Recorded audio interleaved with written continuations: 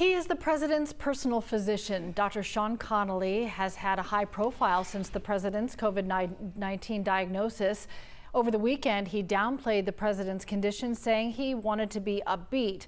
Today, he shared some medical information but would not answer some other questions, specifically about the president's lung health.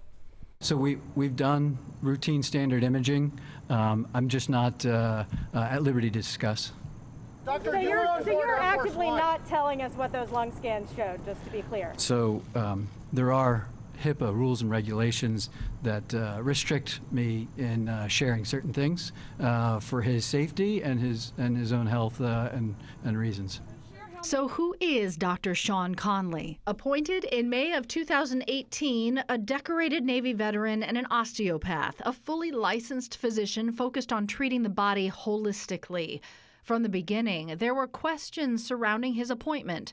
In the spring, two sources with direct knowledge told NBC News Dr. Conley had been handpicked by his predecessor, Dr. Ronnie Jackson, adding many within the White House medical unit were concerned he was promoted without proper vetting. In November of 2019, Dr. Conley accompanied the president on an unscheduled trip to Walter Reed Medical Center.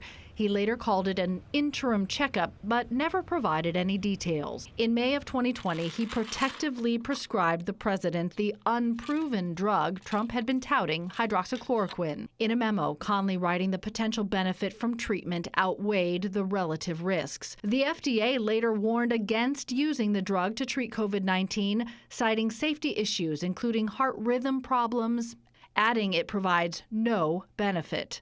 On Saturday, Conley said the president is not being treated with hydroxychloroquine.